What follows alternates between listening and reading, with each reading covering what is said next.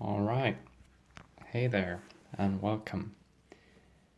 So here I am painting a small color study. I usually paint these before deciding, rather as a way of deciding what painting ideas to develop in a larger scale. So what this does is it lets me first of all translate the reference photo, which you can see in the on the left hand side, into Paint.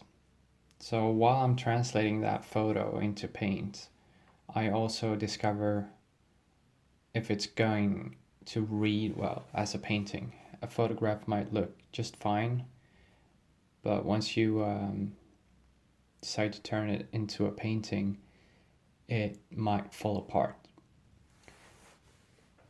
So this helps me decide if it's a good fit for a painting color-wise, and it also helps me figure out composition.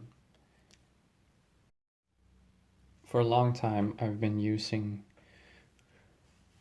a mix of reference photos I've taken myself and photos from different stock sites. Especially when I'm painting owls. I don't take those photos myself. But for a long time now I've been feeling a bit constrained, and I've started to paint from, I've painted more from life. This last summer and fall I was painting plein air, which means painting outside, which is really nice. I just head out on my bike and try to find something that looks interesting to me.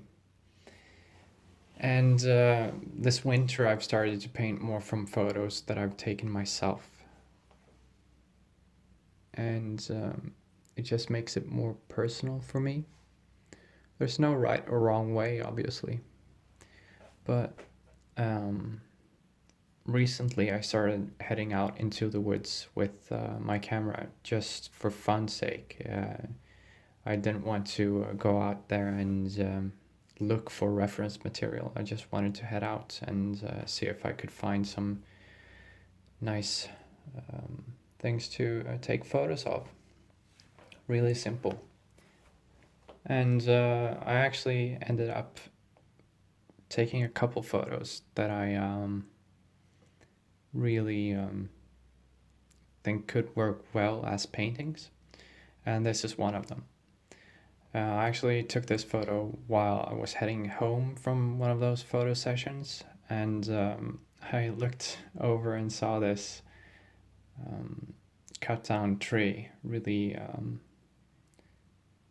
majestic looking in the afternoon sunset lighting. And at first I thought that that's not going to make a good photo at all. It's just a really uninteresting subject. But as soon as I picked up my camera and aimed it at the tree, I actually found it to be full of character, and I ended up taking a lot of photos of it. And eventually, I think this one was the strongest one. I feel like it has the strongest composition of them all. And so, as I mentioned earlier in the video, this color study is a way for me to decide if that's true, if the composition really works.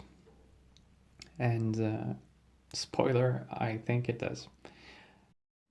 I think I might have to change some of the composition a little bit, maybe change the placement of those younger trees on the fore and background. I didn't change the composition up anything while doing this color study, just mainly focused on exploring the color.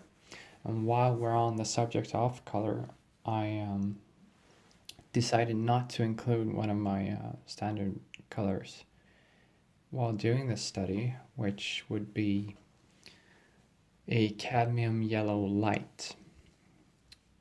Instead, I replaced it with a yellow ochre, which is a much more muted down yellow, earthy tone yellow. A lot of painters, I don't know if I should say that they prefer it, but a lot of painters really find the yellow ochre useful and the muted qualities of it to be great when you're mixing greens. However, I've found that a cadmium yellow light is much more enjoyable for me to use because I can more closely match the greens that I'm observing out in nature. And just like that sort of vibrance that you get with the cadmium yellow light, and you just can't get that with yellow ochre. So that means once I decide to paint this in a larger format, I will surely switch or rather I'll keep the yellow ochre because it's a great color, and especially in this painting it offers a lot of it's really helpful when you're trying to mix those colors to match the colors of that dead tree. But I'm going to introduce the cadmium yellow light so that I can get some more vibrant greens in the foreground where the moss is on the ground.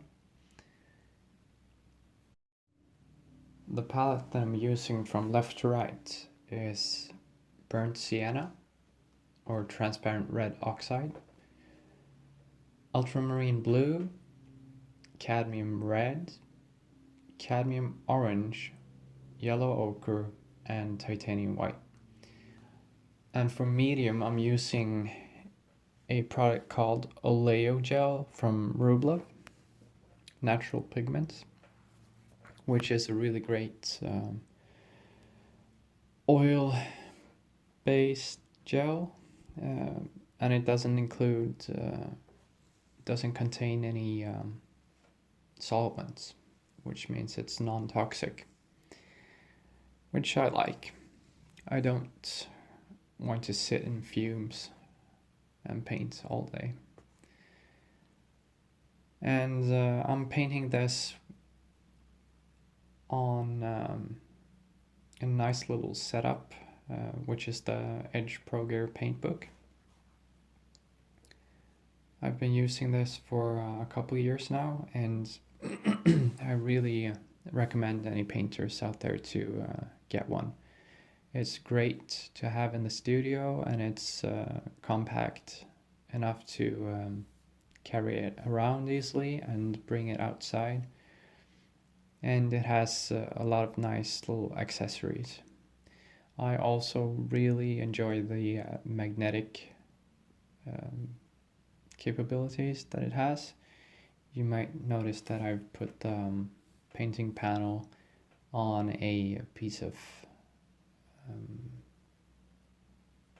I don't exactly know what metal it is, but it's a piece of metal that attaches magnetically to built-in magnets in the PaintBook. When I first got the PaintBook, I wasn't sure if I wanted it to have the magnetic capabilities or if I should just go with the regular one, but I've certainly not regretted getting the magnetic one. Actually, I love the magnetic capabilities.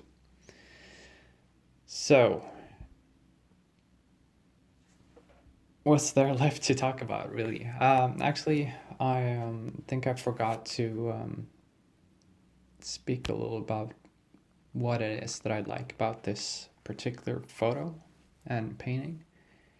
And it's really a combination of the warm, glowing afternoon light and the juxtaposition of that dead tree and those younger trees surrounding it. I really found it to be quite poetic when I first saw it, and I wanted to capture that sort of inevitable truth that everything dies eventually, but still life continues on.